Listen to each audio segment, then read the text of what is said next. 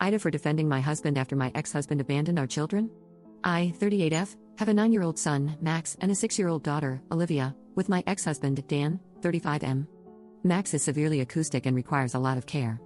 I remarried 3 years ago, and my husband, Luke, is incredible. Dan has the kids for 6 hours every week.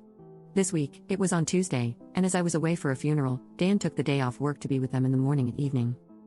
He and his girlfriend, Sophie, picked them up as planned at 11 a.m. My husband took this time to play a round of golf with my brother. They finished the game at 4 p.m., and the golf course is 30 minutes from our house. I got a call at exactly 5 p.m. from Sophie, screaming at me about abandoning my kids. I was confused and eventually realized Luke wasn't home yet, so I told her where the spare key was, and they could wait for Luke to come home inside. Unfortunately, Luke's car stopped working on the motorway, and he was in a complete dead zone with no coverage. He was able to call emergency services, but nothing else would connect. When the police arrived, the first thing he did was ask if someone could contact Dan to tell him what happened. Sophie was already on the phone to the police, reporting me and my husband for child abandonment. They said one of us should have been there and that Dan doesn't feel safe inside our home. So, they left the kids inside our home, and the police needed to go and save our kids and arrest us. The police officer speaking to them told them multiple times to turn around and that they were the ones who had abandoned them. Throughout this time, I'm receiving messages from Dan saying how unfair this was on him and Sophie, and that I'm a terrible parent for leaving them with Luke. At this point, I didn't actually know what was going on. All I knew is that Luke wasn't home, but Dan had found the spare key. At no point did he tell me that they had left the kids alone. Luke got in touch with me via the police, and I arranged for a friend to go there as soon as she could, but the police already had a unit there after the call with Sophie. After this, I decided to try and get his 6 hours a week taken away. I've given him so much leeway over the years, and this was my limit. Our son is dependent on an adult, and our daughter is 6, and the only thing he would say to defend himself is, well, I kept up my side of the agreement by bringing them back after 6 hours. This has caused a completely baffling situation, to the point where Sophie sent me messages that the police are now investigating. Dan hinted that he is going to try and get the kids taken into child services because of my husband abandoning them. I had multiple people ask me why I'm staying with someone who abandoned my children. His parents have threatened to try and gain custody of the children, saying the children need a stable family unit and calling my husband abusive. So then I put the whole story, with evidence, on my private Facebook page, and people quickly understood. But now I'm being branded a drama queen for publicly blasting the father of my children, putting my husband above my kids.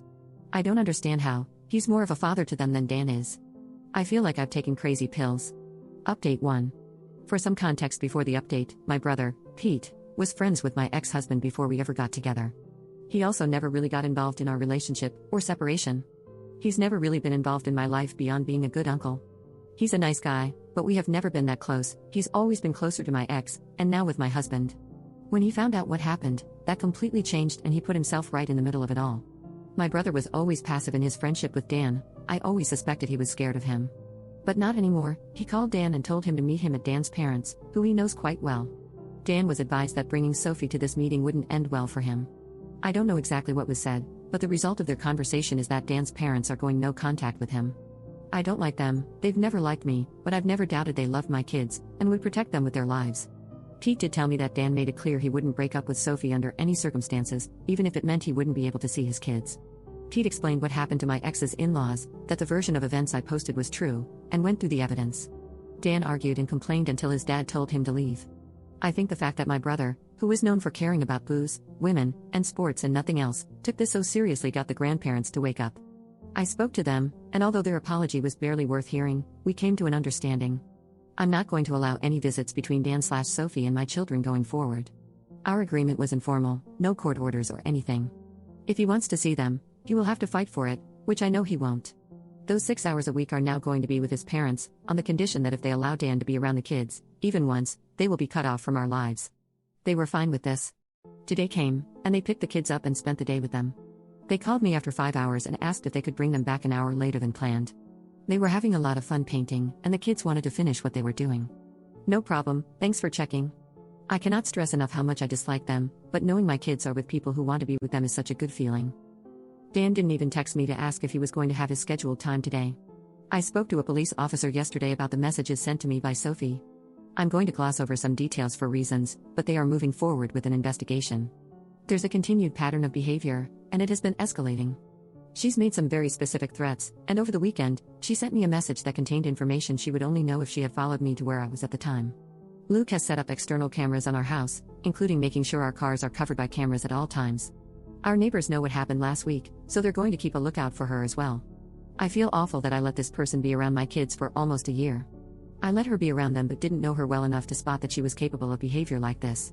I spoke to Olivia to ask what she thought of Sophie, and she said she was grumpy and not fun, but nothing to indicate she hurt them or anything. This reaction to the whole situation is just unhinged. Luke has been a star through this. He's made sure the kids know he loves spending time with them. Olivia calls him daddy anyway, but she knew she was abandoned last week and he's shown her that he's here for her. He's always loved Max and been amazing with him, but I know he's found it difficult to connect. He asked for advice, and I told him just to try things he enjoys and see if Max engages. Well, Max spent 5 hours on Sunday with a golf putter in his hand, hitting a ball to the putting machine thing Luke has in the garage, and apparently, he's a natural. So, I'm now reevaluating my life. Living with one golf obsessive was barely manageable, 2 maybe more than I can endure. Update 2. Since my previous posts, everything has mostly been resolved. I didn't go into detail at the time, but a lot of what Sophie was sending me was accusing me of infidelity, and she had told a lot of people that I was someone who slept with other women's men. I thought she was accusing me of cheating on my ex with my now husband, but we will come back to this in a bit. She directed people to message me from public posts on her Facebook, and one person turned up at my door to shout abuse at me. Between this and other stuff she did, I reported her to the police, and they opened a case of harassment. I spoke to an officer who took all the evidence I had, and a week later she was arrested and interviewed. Her phone and computer were seized, and she was released with bail conditions not to contact me directly or indirectly. I was told there was enough evidence to support a prosecution, but at that stage, I just wanted to move on and be done with it. Dragging it through court for God knows how long seemed such a daunting and horrible future, so the police didn't move forward with prosecution and filed it with no further action, meaning the bail conditions would no longer apply the moment it was filed. I was told this would happen after a review from somebody who wasn't the officer dealing with it, which would be between 1 to 7 days, and I would be told when that was completed. This was communicated to her, and being the bright spark that she is, she immediately messaged my brother something along the lines of his sister being a female dog and a waste of police time. The bail conditions were still in place. He reported this to the police, not knowing I wasn't going forward with the whole case. Turns out that where I live, the breach of bail conditions is a crime against the government, not the person they were in place to protect. I have no knowledge of what's going on with that, but I am led to believe she is in a bit of legal trouble. After she was interviewed, I was informed of what was said about all of this to the police, bringing everything full circle to the original incident that led to all this. Turns out Sophie and my ex were in a relationship for almost 2 years while we were still married, with it ending around the time my 6-year-old daughter was born, and then they reconnected in the last year or so. I had no clue this happened. I'm actually weirdly impressed he hid it so well. Sophie was under the impression we split up a year into their relationship, and didn't know we had a son while they were together.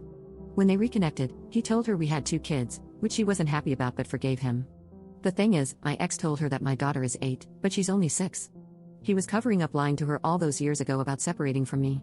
I guess this was easier than telling her that not only were we together for the 2nd year of their relationship, but we had a child in that time frame. I don't know what his long-term plan for this lie was.